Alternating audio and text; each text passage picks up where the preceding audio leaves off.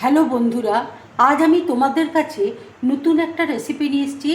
আজ আমি নারকেলের চাটনি বানিয়ে তোমাদেরকে দেখাবো। এই নারকেলের চাটনি তৈরি করতে দেখো আমার কি কি লাগছে, তোমাদেরকে দেখো দেখিয়ে দিচ্ছি।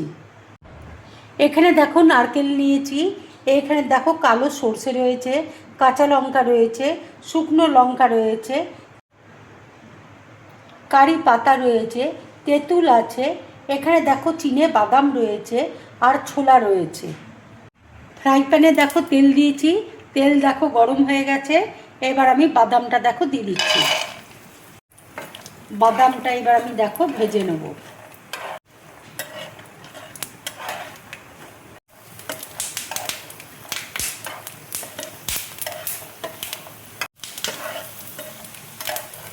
এবার দেখো নারকেল আমি দিয়ে দিচ্ছি।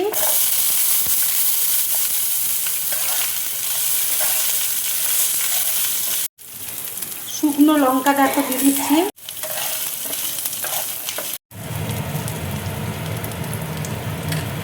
কাঁচা লঙ্কা দেখো দিয়ে দিচ্ছি। ছোলা দেখো দিয়ে দিচ্ছি।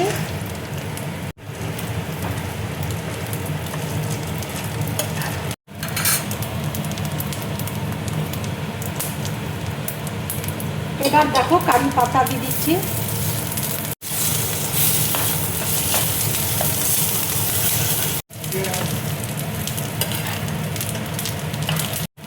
ভাজাটা দেখো হয়ে গেছে। এবার আমি গ্যাসটা অফ করে দিচ্ছি। ঠান্ডা হলে আমি মিক্সিতে দেখো বেটে নেব। ঠান্ডা দেখো হয়ে গেছে। এবার আমি মিক্সিতে দেখো ঢেলে দিচ্ছি। অল্প করে দেখো তেঁতুল দিয়ে দিচ্ছি। আন্দাজ মতো দেখো নুন দিয়ে দিচ্ছি। অল্প করে দেখো জল দিয়ে দিচ্ছি। দিয়ে আমি মিক্সিতে পিষিয়ে নেব। মিক্সিতে দেখো পেস্ট করে নিয়েছি। ফ্রাই প্যানে দেখো তেল দিয়েছি, তেল দেখো গরম হয়ে গেছে। এবার দেখো সরষে আমি ফোড়ন দিয়ে দিচ্ছি।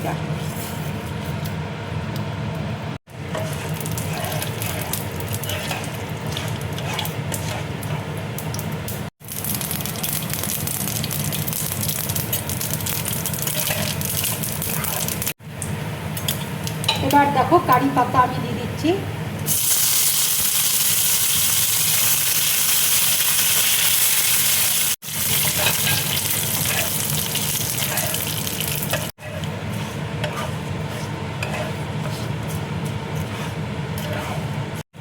ভাজাটা দেখো হয়ে গেছে।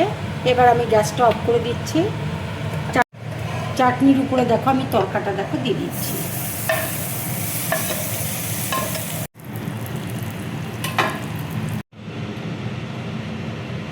এইভাবেই তোমরা নারকেলের চাটনি বানিয়ে বাড়িতে খাবে।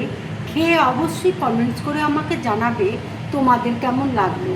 যদি আমার এই রেসিপিটা তোমাদের ভালো লাগে তাহলে লাইক করবে, শেয়ার করবে আর ড্রিম ব্লগ চ্যানেলটাকে সাবস্ক্রাইব করবে। তোমরা বেশি করে কমেন্টস করবে, তাহলে আমার খুব ভালো লাগবে। নমস্কার।